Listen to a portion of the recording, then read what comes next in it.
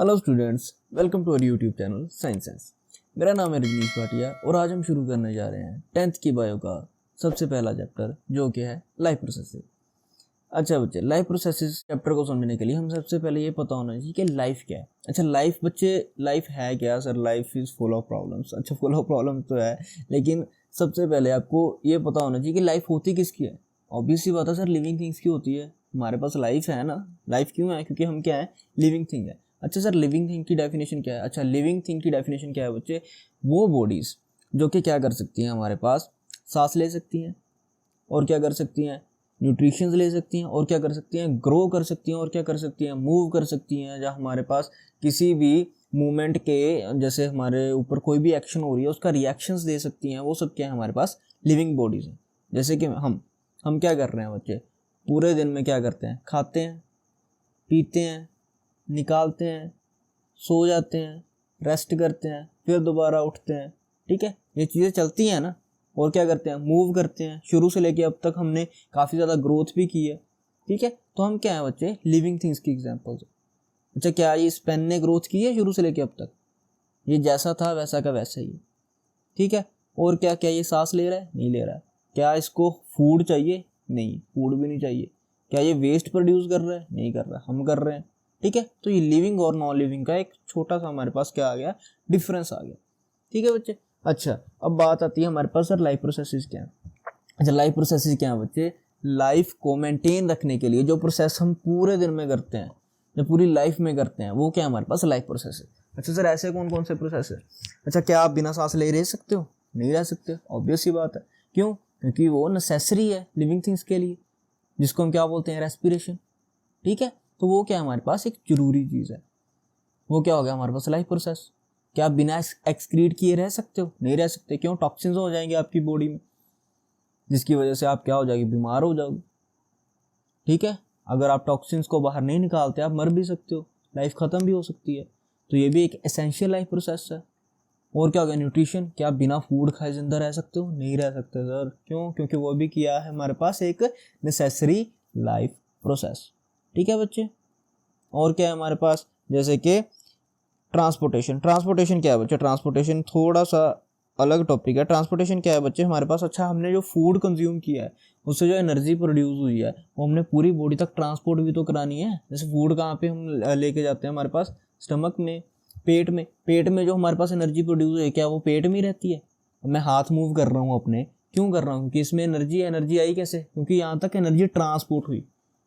ठीक है, तो एनर्जी का ट्रांसपोर्टेशन भी उतना ही ज़्यादा ज़रूरी है जितना एनर्जी को प्रोड्यूस करना है। इन सब टॉपिक के बारे में हम इस चैप्टर में बात करेंगे। ठीक है, तो इसका सबसे पहला हम देख लेते हैं कि लाइफ प्रोसेसेस की डेफिनेशंस क्या क्या है। जैसे कि हमारे पास क्या है, न्यूट्रिशन। न्यूट्रिशन क्या होता है बच्चे? डेली लाइफ में आप क्या कर रहे हो, फूड कंज्यूम कर रहे हो। क्यों कर रहे हो? क्योंकि आपने क्या करना है, ग्रो करना है। आपने अपने नज़दीक कुछ ऐसे बच्चे भी देखे होंगे जिनकी डाइट क्या है, बहुत ज़्यादा गंदी डाइट है। वो कैसे होगा, उनका शरीर सुकड़ा सा होगा। कुछ ऐसे बच्चे भी होंगे जिनकी काफ़ी ज़्यादा हेल्थी डाइट होती है, उनका शरीर भी अच्छा खासा होगा। कहते हैं ना खाते पीते करके हैं। क्यों? क्योंकि उनकी बच्चे डाइट अच्छी होती है, न्यूट्रिशन अच्छा होता है। ठीक है, ऐसी चीज़ें जो कि आपकी बॉडी की ग्रोथ के लिए नेसेसरी हैं, वो क्या है हमारे पास, न्यूट्रिशन है। ठीक बच्चे, नेक्स्ट टॉपिक आ गया हमारे पास रेस्पिरेशन। अच्छा रेस्पिरेशन क्या है? रेस्पिरेशन क्या है बच्चे? जैसे कि अब हमने जो फूड खाया है उसमें से एनर्जी को भी तो बाहर निकालना है। ठीक है, उस एनर्जी को बाहर निकालने के प्रोसेस को हम क्या बोलते हैं, रेस्पिरेशन। फूड को जो कंज्यूम किया है उससे जो एनर्जी प्रोड्यूस करने का प्रोसेस है वो क्या है हमारे पास बच्चे, रेस्पिरेशन।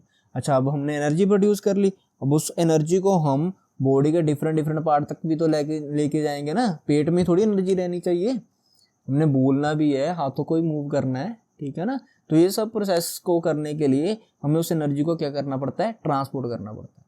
तो उस प्रोसेस को क्या बोल देते हैं बच्चे हम, ट्रांसपोर्टेशन। नेक्स्ट है हमारे पास एक्सक्रीशन। अच्छा जहाँ जहाँ पे एनर्जी प्रोड्यूस होगी वहाँ पे कुछ ना कुछ वेस्ट भी तो प्रोड्यूस होगा। जैसे कि आप गाड़ी चलाते हो, तो गाड़ी कैसे चलती है, फ्यूल को बर्न करके। अब अच्छा जब फ्यूल बर्न होता है तो वहाँ पे हमारे पास पोल्यूशन भी तो होता है, वो भी क्या है, एक टाइप का वेस्ट। वैसे ही हमारी बॉडी है, जहाँ पे एनर्जी प्रोड्यूस होगी वहाँ पे भी वेस्ट प्रोड्यूस होगा। उस वेट को हम क्या बोल देते हैं, वेस्ट को।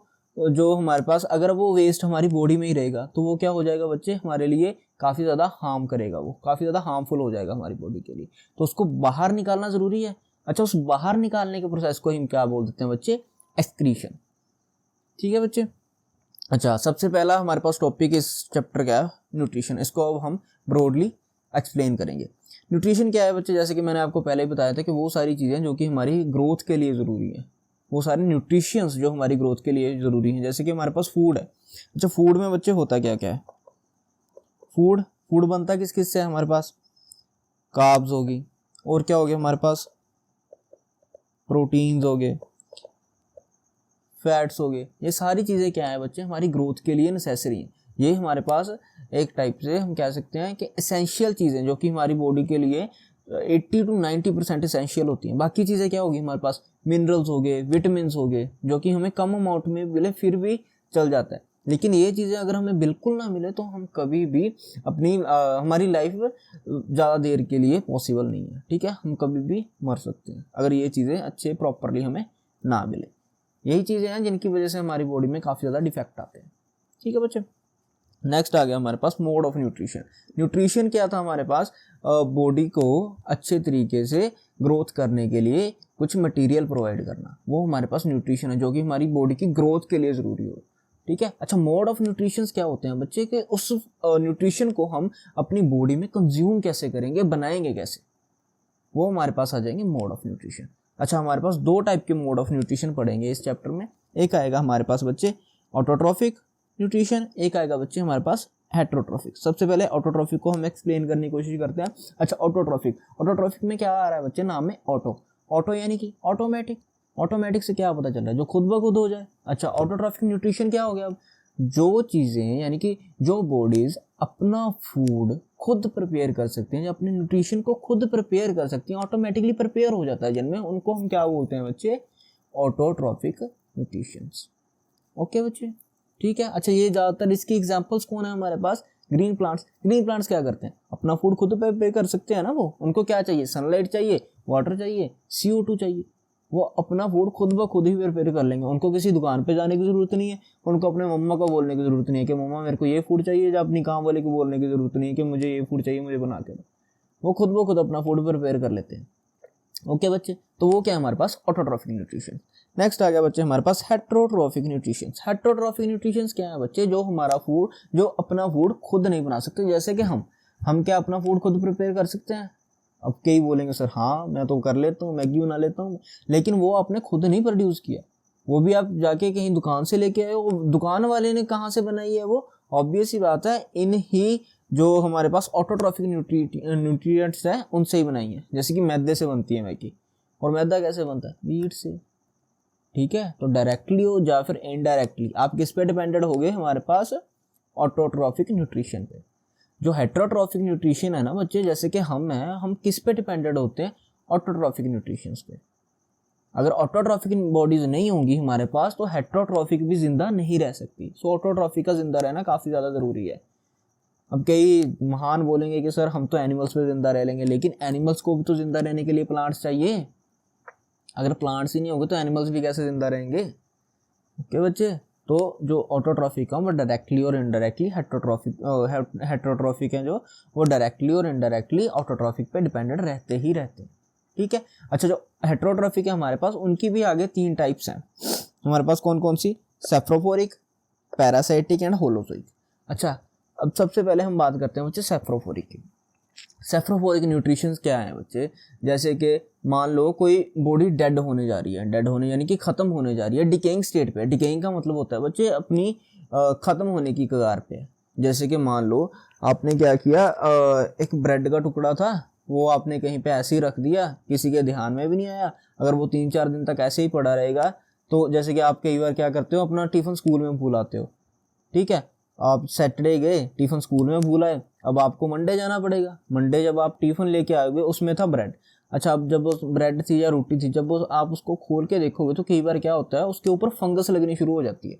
जब फंगस लगनी शुरू होगी, क्यों, क्योंकि आपके पास जो आपने रोटी थी या फिर जो ब्रेड था जो आपने रखा हुआ था, उसमें वो क्या होना शुरू हो गया बच्चे, डेड होना शुरू हो गया। उसमें भी सेल्स हैं, ठीक है ना, वो क्या होने शुरू हो गए बच्चे, डेड होने शुरू हो गए।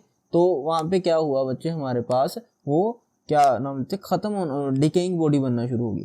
ठीक, तो जो फंगस है, फंगस ने क्या किया, अच्छा वो बॉडी खत्म हो तो रही थी, तो उसने सोचा तूने तो मरना ही है लेकिन मेरे को तो जिंदा रहने दे, तो वो क्या करेगी, उस डेड बॉडी में से, यानी कि जो खत्म हो रही बॉडी है, उसमें से न्यूट्रिशन को अब्जॉर्ब करना शुरू कर देगी।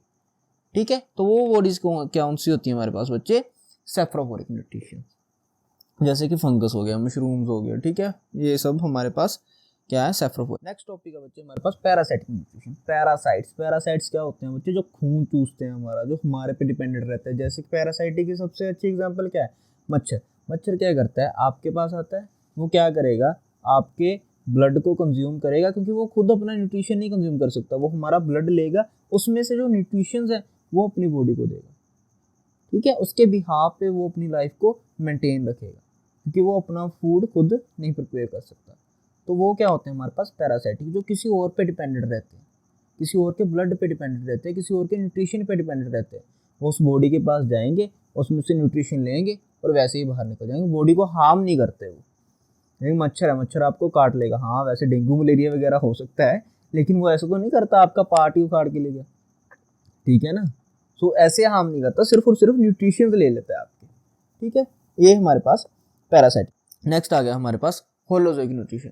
अच्छा, अब ये होलोजोइक न्यूट्रिशन क्या है, जैसे कि होलोजोइक न्यूट्रिशन जैसे कि हम कैसे हुए सर, जो भी ऑटोट्रॉफिक बॉडीज पे डिपेंडेंट रहते हैं वो कौन से होते हैं हमारे पास, होलोजोइक। अच्छा, जरूरी नहीं है कि वो ऑटोट्रॉफिक पे ही डिपेंडेंट रहे, हेटरोट्रॉफिक पे भी हो सकते हैं। जैसे कि बस बेसिकली वो किस पे रहेंगे, ऑटोट्रॉफिक पे ही रहेंगे, डायरेक्टली और इनडायरेक्टली। ठीक है बच्चे, जैसे कि हमारे पास हम क्या करते हैं, प्लांट से या तो हमारी फूड को कंज्यूम करते हैं, या तो किससे करेंगे, हमारे पास एनिमल से। तो हम क्या हो गए बच्चे, होलोजोइक न्यूट्रिशन की एग्जांपल्स। ठीक है, जो भी उन्होंने फूड खाया है उसको एब्जॉर्ब कर सके, डाइजेस्ट कर सके, वो कौन से हमारे पास, होलोजोइक। हम अपना फूड खा के डाइजेस्ट कर लेते हैं ना, या किसी के खून पे डिपेंडेंट रहते हैं, भी हाँ उसके खून में से न्यूट्रिशन लूंगा, कई लोगों को होती है वैसे खून चूसने की आदत। ठीक है, लेकिन हम क्या है बच्चे, होलोजोइक। तो बच्चे ये हमारा आज का टॉपिक था, ये हो चुका है खत्म। बाकी नेक्स्ट टॉपिक हम नेक्स्ट वीडियो में कवर करेंगे। थैंक यू बच्चे, अगर अच्छा लगा तो बता देना, और कमेंट करके अगर कोई क्वेश्चन है तो वो बता सकते हो आप, मैं कोशिश करूँगा कि उसका आंसर दे सकूँ। थैंक यू बच्चे।